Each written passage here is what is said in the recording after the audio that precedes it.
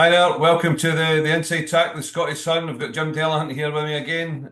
Jim, last week we hit the crossbar a couple of times, you in Ireland, me in the Coral Gold Cup, St Denis as well. Bad jump at the last. Do you think it would have won?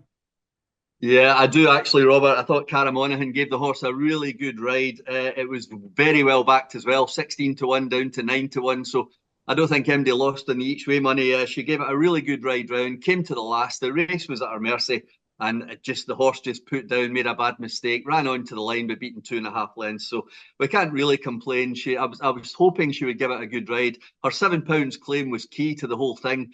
That seemed to work perfectly, but just that last fence cost us. And of course, yourself, Broadway boy, same applies. I know the race panned out exactly the way I thought it might. He was in a great rhythm, jumping up front, and then just four out. A bad jump just cost him momentum at the vital time. And I think Sam Twiston Davis's face when he was asked in ITV Racing told you everything. I think they thought they had the winner going into the race, and just hard luck, isn't it? That's jump racing for you. So That's jump plenty, racing in a yeah, yeah, plenty of jumping to be done over the national fences this week at Aintree with the Becher Chase. I mean, you fancied King Turgeon for the Grand Sefton, put him up in the Scottish Sun column. Is he one you're sticking with this weekend, or Chianti Classical maybe? Do you think he's got the ability to harumph a huge weight around?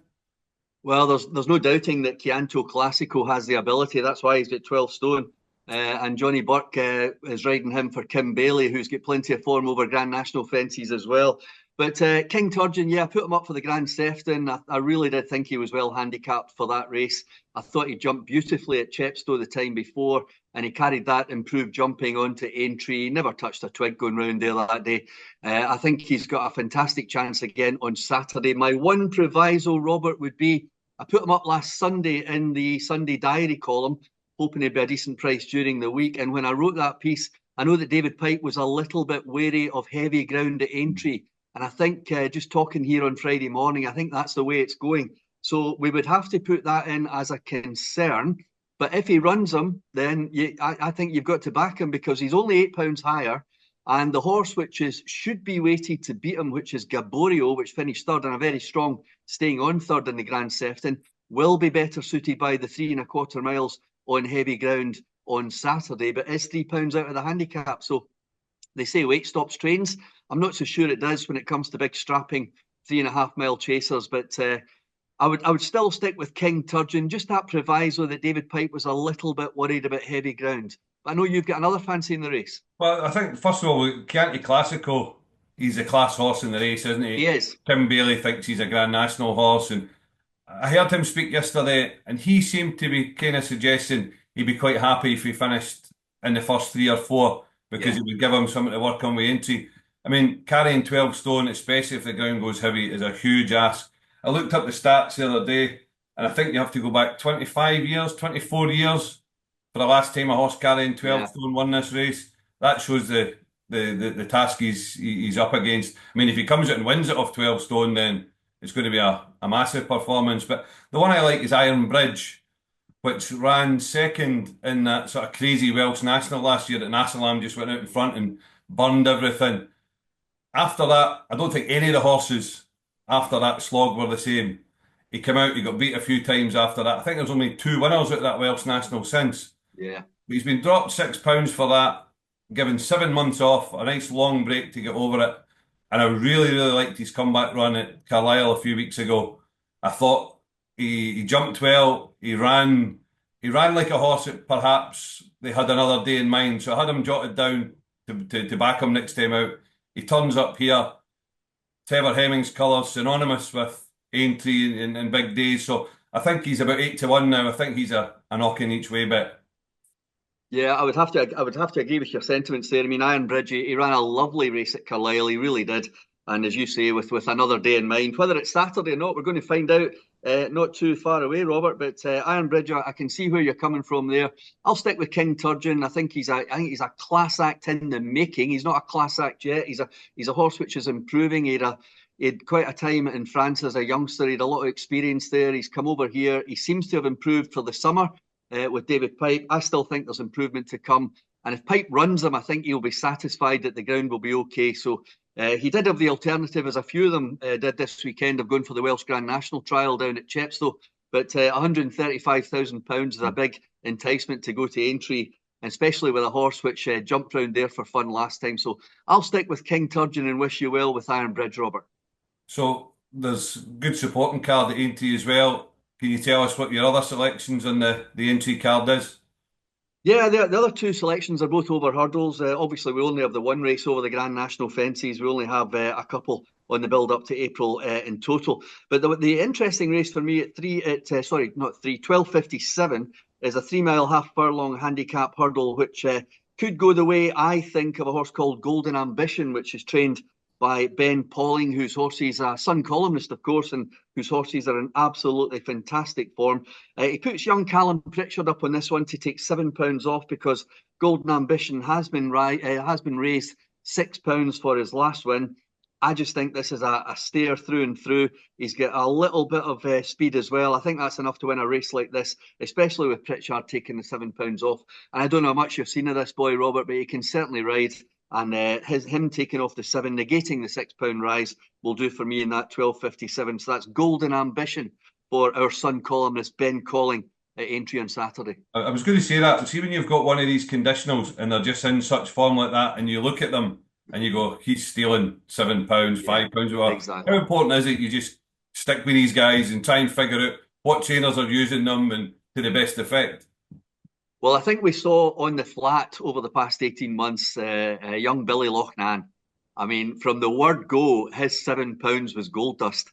Absolute gold dust. I mean, I took some stick on Twitter for saying he's a new Lester Piggott, but I don't think they understood what I meant.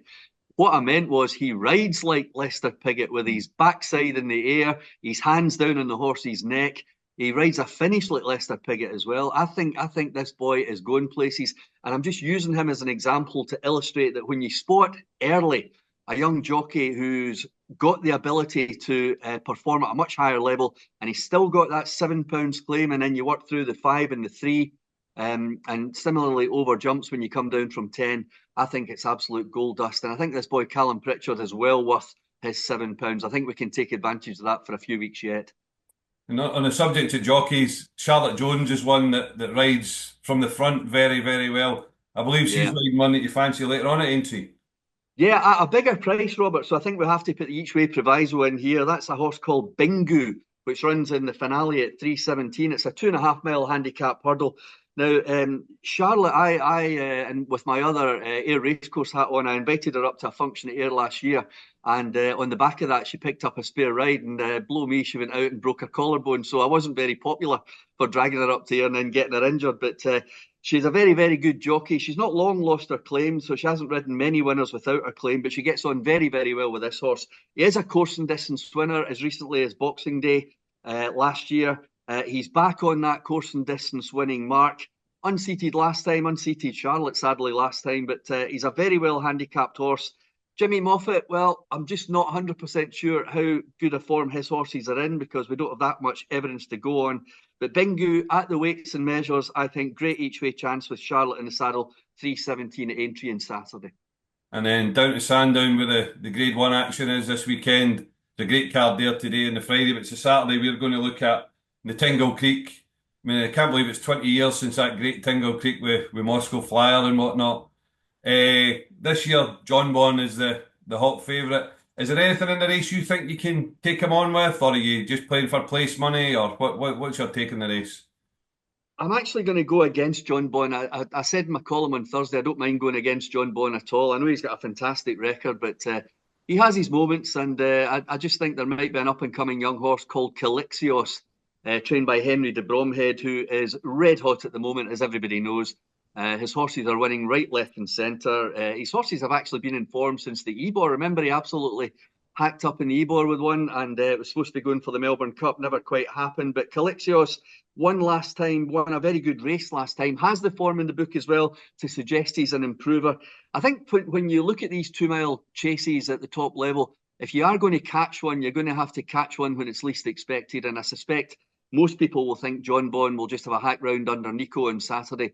But I think Calixios, the fact that Henry's coming over to go for this Grade 1, instead of waiting for maybe an easier option in Ireland, I think that tells a story. And Darragh O'Keefe. He is riding out of his skin at the moment. He's making it very difficult for Rachel Blackmore to get on these horses when she gets back from injury in just a couple of weeks, I'm told. So Calexius for Darragh O'Keefe and Henry de Bromhead, maybe 5-6 to 1. I wouldn't even go each way. I think it's just worth a bet on Saturday because I just don't think you're 100% sure what you're going to get with John Bonn. But then again, he'll probably romp up by 10 lengths. But I'm on Calexios anyway. That's mine, Robert. And the younger novice chasers have got the Henry VIII. Lou de Sud was one that you really fancied at Cheltenham, put up on the show. Is he a bet this weekend, or is this another look and learn race where you want to see him now going through the levels? Yeah, I want to see him win, Robert, but I wouldn't be risking any of the hard earned on him at that price. He's going to be a very, very short odds on price. Interestingly, Rubo is in the race making his chase debut for Paul Nicholls and Harry Cobden, so that might be the fly in the ointment. But I think you used my old phrase, look and learn. I think that's the way for treating this race on Saturday, the Henry VIII Novice Chase. Low de Sud, I hope, goes round there and wins well and on to bigger and better things. And then we go from the speed to the stamina with the last race on the card, the London National, which is going to be a proper slog. There's a horse in this, which I like as well, which won the Devon National in just a freakish performance and then turned Yeah. up at Cheltenham. You want to talk us through the case for Mr. Vango? Yeah, Mr. Vango, that Devon National, he won by 66-0 lengths, which, as you say, was a freakish winning margin. But basically, he won that race by that distance because he was very well handicapped and also the very heavy ground over an extreme trip at Devon or Exeter, whatever you want to call it. That brings out the real stamina sorts in a race like that. Mr. Vango then went on to run an absolute blinder at Cheltenham. It was a very, very classy National Hunt chase, and he finished third. On the back of that, Robert, he went to Ayr and he started 4-1 favourite for the Scottish Grand National. And you remember the quality of that Scottish Grand National last year and the fact that I think Willie Mullins sent half his stable over for the race, and the Mullins hordes eventually came out on top with Danny Mullins riding the winner. But Mr. Vango went off 4-1 favourite. The ground, I think, officially was given as good to soft that day, but I think we all knew it was getting quicker as the afternoon went on, and Mr. Vango just didn't handle that quicker ground. And Nico, he was pulled up in that race. But Nico de Boinville is the go-to jockey for the Bradstocks. We all know that he won the Gold Cup for them a few years ago, and he's on this horse on Saturday. I think Mr. Vango, still reasonably well handicapped, gets a tongue tie for the first time. I'm not sure the exact reason for that, but I think Mr. Vango, over this extreme trip, 3.5 miles. The Bradstock horses are in form. How do we know that? Because she doesn't run many horses, but 2 of her last 4 have won. So they are in decent form. I think first time out is probably a good time to get Mr. Vango, and Nico on board, I think, is the clincher for me. And I think you probably agree with me. I thought that was eye-catching. You just because they're synonymous together with Coneygree, aren't they? I Yeah. think it'd be given Mark Bradstock's no longer with us. I think it'd be quite an emotional success if they were to go and win this race, and it'd be great to see them have a proper horse again. That's a Saturday horse, wouldn't it? Yeah, and of course the big Sandown connection with Sarah's dad, John Oaksey, of course, going back all those years. Lord Oaksey, my noble lord, as John McCririck used to call him on Channel 4 Racing. So John Oaksey's daughter, Sarah Bradstock, back at Sandown with a chance of winning a big race. Of course, I think they've won what they used to call the Whitbread, haven't they?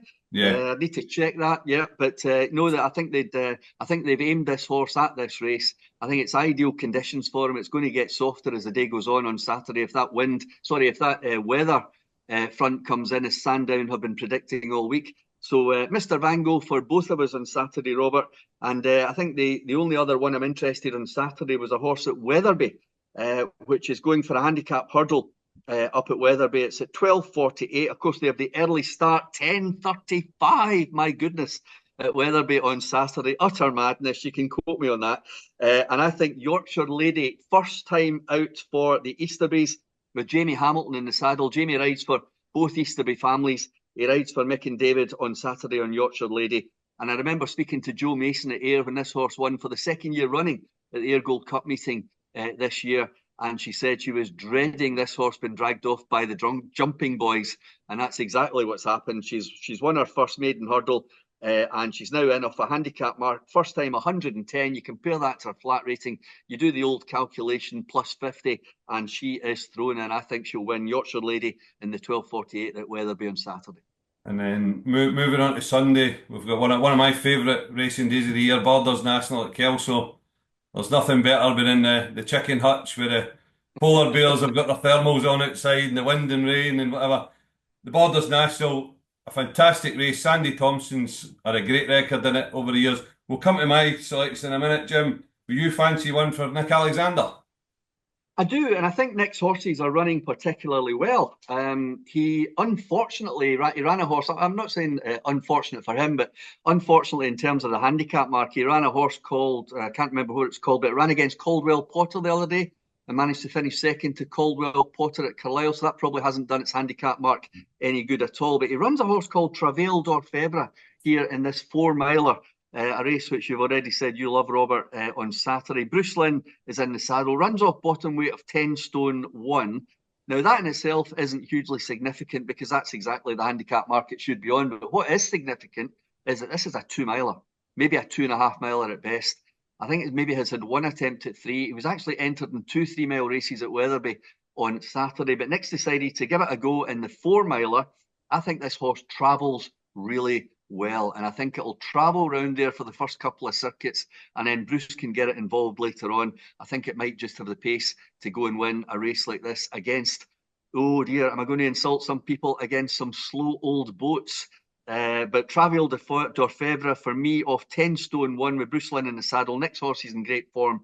I think that's a sporting bet in the Borders National on Saturday. What do you reckon? Well, I like Flower of Scotland. As I've said, Sandy only trains miles from the track, so it's his Yeah, local track. She won it in 2022. She's 3 out of 4 at the track. It's yeah, also her second start of the season. The last 3 years out of 4 she's won. Now, didn't have a great campaign last year, but Sandy didn't have the best, by his standards, didn't have the best campaign. She's now been dropped massively in the weight. She's £7 lower than when she won it 2 years ago. I think Ray Anderson Green loves this meeting as well. I just think she's been primed for the race. 4 miles, as you say, it's going to be soft ground, maybe even heavy yeah. ground at Kelso. It's not for everyone. There's not many horses in this race have got form over that distance. I think the only ones are Your Own Story for Lucinda, Peaches and Cream over for Ireland. We know she stays. We know she's been targeted at the race. I think she was as big as 20 to 1 at the start of the week. That's been It nibbled away. was, yeah. The last price I saw was 14s. You got to think £7 lower than when she won it. She's got to be on the premises, doesn't she? I would definitely say so. And if they're coming over the last together, Robert, may the best man win. So good luck to Sandy as well. With that one, Flower of Scotland, that's Robert's selection. I'm going for Travail d'Orfèvre in that for Nick Alexander. And of course, you mentioned Ray Anderson Green, and he's got a horse which I'm hoping we both like in the next race. It's the Richard Landale Memorial, the most valuable race on the card. And that, of course, is Traprain Law for Lucinda Russell. And this has been the race that this horse has been targeted at all season. And Patrick Wadge, good news, he's back in the saddle, Robert, after breaking his collarbone yet again. Well, Tapper Law was the making of Patrick Wadge, and Patrick Wadge was Yeah, the making of correct. Tapper Law. Patrick Wadge's career was going absolutely nowhere until he teamed up with this horse. Just one day at Kelso, went out, rode him, won a race, and never looked back since. Was champion conditional last year. Now broke his Yeah. collarbone a few weeks ago. You've got to think this is a race that he wanted to get back in. This is a horse he wanted to ride. So what's your case for him? 100%. I think the horse will be well suited by the 2 miles round at Kelso. He'll love the soft ground. I know James Armstrong has said that it could be wet and windy there as well at Kelso. Traprain Law, I think he's an improver. He's only a 6-year-old. He ran a lovely race on comeback at Carlisle when, if we're being honest, he wasn't really expected to win. That's the way we put these. That's the way we term these things. And Traprain Law, I think, is going to be primed to the minute for Saturday. And I think he's more than good enough at these weights off 10-12 with Patrick back in the saddle. So definitely verging towards Traprain Law as one of the best bets of the weekend. The one I would maybe give a mention to as well in this race is Gunsight Ridge. I was actually at the November meeting at Cheltenham. I was standing at the last when he kind of slithered Yeah, and fell. I've no doubt that day he was going to beat Matata. So I think he got raised £3 for that because he can still raise you if you fall within the last three, is it, or correct. four? That's right. Yeah. You get raised £3, but I think he definitely would have won that day. He was a horse that had all the momentum. You could argue that he could maybe be a bit well in still on his mark, only getting £3 for the fall, because I think he might have beat Matata quite convincingly that day. I think you're most certainly right on that one. Gunsight Ridge, trained by Ollie Murphy, in absolutely fantastic form. And the other 9-year-old, since we're mentioning other horses, Nelson, or Nicky Richards actually calls him Nelson. Nicky, of course, we wish him all the best. He's recovering from a Gallop's fall a couple of weeks ago. But Nelson, I think, is the apple of his eye, and he's always thought this horse would win a big one. Will it be Sunday? Well, he's 9 now, but he did win last time out. He won a good race last time out. But for me, the 6-year-old Trapper in Law is the up-and-coming horse, and I think this is the race for him. What else is on the Kelso card you like, Jim? I haven't looked past the two main races at the moment, Robert, but I know that Whistle Stop Tour is a horse that interests you in the last race, the Yeah. 2 mile, 7.5 furlong handicap chase. Yeah, I thought at Ayr the last time, I don't think they made enough of the horse. They hunted him at the back and he finished with a right rattle. I think over 2.5 miles was completely the wrong way to ride him. He had to be ridden for the front that day. I would expect him to be ridden differently on Sunday. I think they will go out, be prominent, make more use of him. The horse that beat him at Ayr the other week, White Rhino, went out and won off his new mark, 133 the other day. Won very well. Yeah, he did win really well. The last time he stepped up to 3 miles at Ayr, arguably was Whistle Stop Tour's best performance. He finished third at the Scottish National meeting. Yeah. I think he's bred to be a chaser. He actually beat Primoz, who Lucinda Russell subsequently went and bought in a point-to-point. This is what he was bought for. This is what he's bred for. I think off a mark of 124, I believe he is. I think he'll prove himself to be a lot better than that. As long as they make more use of him this weekend, put him out either out in front or prominent, let him attack his fences and see how he gets on. Yeah, I think by Sunday, Robert, I'll be with you on that Whistle Stop Tour. I was at here that day, obviously, and I saw Derek holding him up quite a bit out the back. We all thought he'd be ridden a bit closer. But I think I'll be with you on Whistle Stop Tour. And of course, that'll be in the diary column on Sunday, which is called the diary for a reason, because we try and look ahead to the rest of the week in that column. And last week, we managed to come up with winners at 4-1, 7-1, 7-2. So it's always worth just a cursory check on a Sunday just to see what I'm highlighting for the rest of the week. That's great, Jim. Hopefully we'll bag a winner this weekend. Thanks very much for your time. Good luck with Fingers your crossed, weekend, Robert. folks. Cheers. Thanks very much.